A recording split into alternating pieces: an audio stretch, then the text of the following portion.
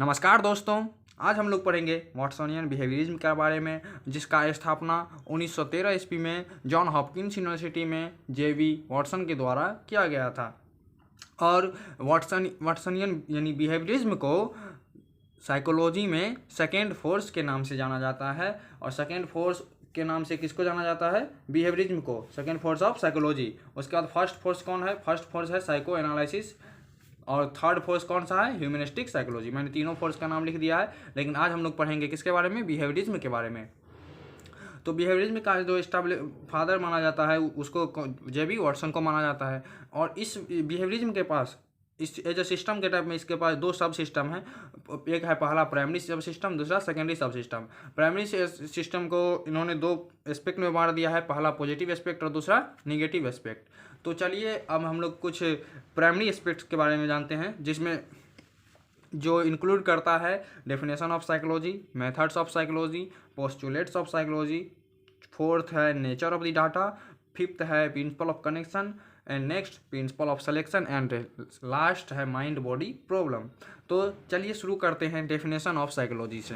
तो definition of psychology में हम लोग बेसिकली यह पढ़ेंगे कि बिहेवियरिज्म के द्वारा साइकोलॉजी को किस तरह से डिफाइन किया गया है। ओके, तो according to Watson, psychology is a branch of natural science in which we study about human behaviour.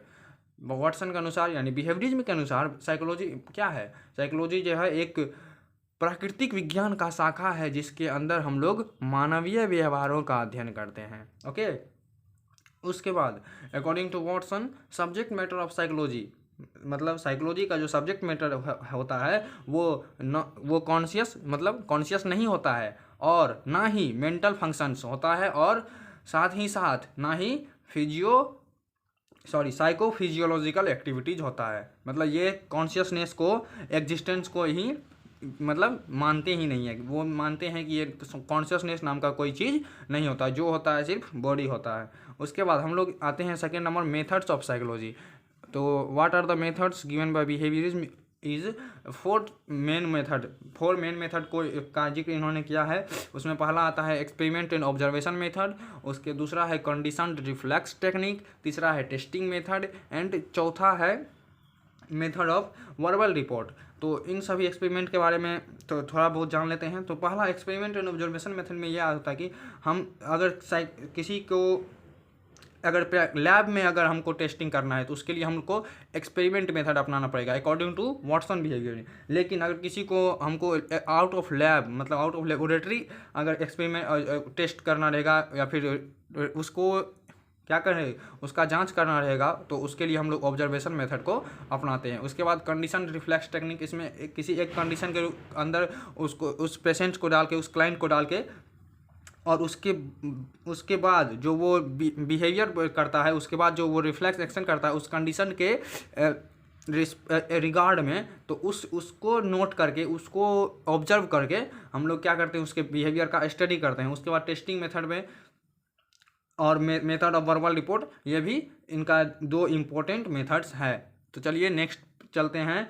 अब नेक्स्ट पढ़ेंगे हम लोग पोस्टुलेट्स ऑफ साइकोलॉजी।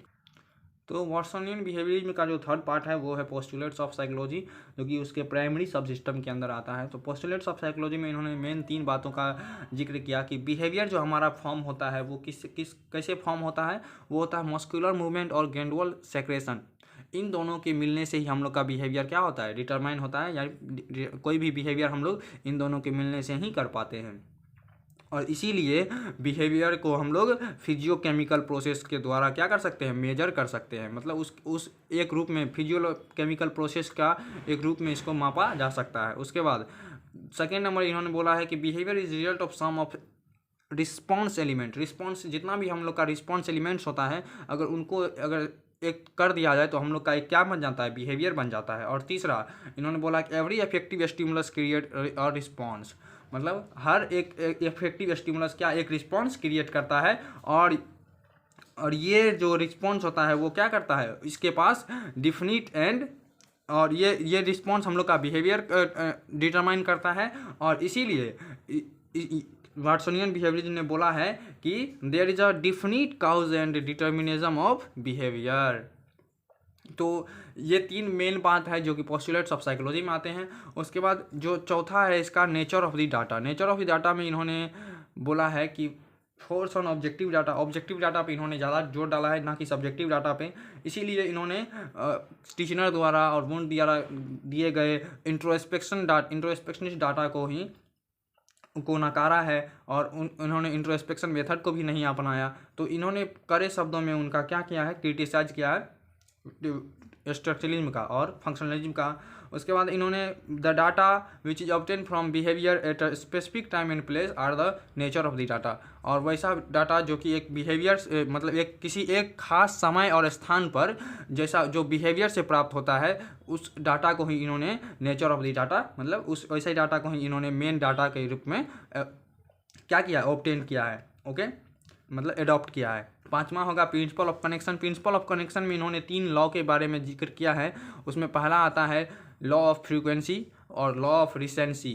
ये जो है 2 मेन लॉ है जिनको बिहेवियरिज्म के द्वारा एडॉप्ट किया गया। और तीसरा है क्लासिकल कंडीशनिंग मतलब law of conditioning given by Pavlov. ये तो सब आप लोग जानते ही होंगे। तो अब हम लोग पढ़ते हैं छठा principle of selection. Principle of selection में इन्होंने बोला कि selection of stimuli depends on inherited tendencies and it also depends on connection और of inherit and acquired tendencies. हम लोग प्रिंसिपल ऑफ कनेक्शन में बिहेवियरिज्म में वॉटसन ने यह बात बतलाया कि जो हम लोग का सिलेक्शन का जो टेंडेंसी होता है वो किस पे डिपेंड करता है, हम लोग का इनहेरिटेड होता है। मतलब जो हम लोग का ये बायोलॉजिकल होता है, हम लोग के अंदर होता है, हम लोग के जीन में हो, क्रोमोसोम में ये सब चीज़ होता है कि हम किस चीज़ के किस स्टिमुलस के प्रति अपना रिस्पॉन्स करेंगे इन्वायरमेंट में। तो इन्होंने और यह भी बात बोला है कि जो हम लोग का कनेक्शन का जो सिलेक्शन का जो पावर होता है वो डिपेंड करता है इनहेरिट मतलब कनेक्ट किसके वो डिपेंड करता है on connection of inherit and acquired tendencies. और हम लोग जो यहाँ जन्म के बाद मतलब इन्होंने बेसिकली 2 टाइप्स ऑफ जैसे कि मोटिवेशन का बात किया गया था कि जो हैबिचुअल होता है, तो मतलब उसी से आप इसको इक्विवेलेंट मान सकते हैं। और इसका सबसे लास्ट है और सबसे इंटरेस्टिंग जो इसका पार्ट है वो है mind body problem. Mind body problem में इन्होंने मतलब पूरा साइकोलॉजी को हिला के रख दिया है। इन्होंने बोला कि माइंड और कॉन्शसनेस कुछ नहीं होता है। मतलब ये बोला कि नहीं, न मन होता है न चेतना होती है, इनका कोई अस्तित्व ही नहीं है। और इसीलिए शायद इसीलिए इस बिहेवियरिज्म को माइंडलेस साइकोलॉजी कहा गया।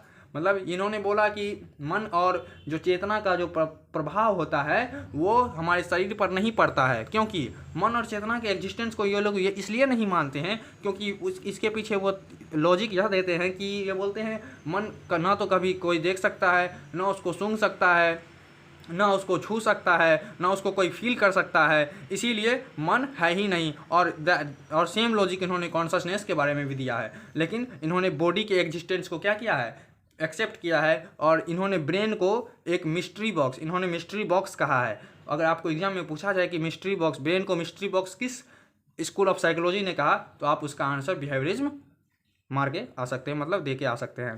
तो इसी के साथ आज का लेक्चर समाप्त होता है। हम आशा करते हैं कि आपको ये लेक्चर बहुत अच्छे से समझ आया होगा।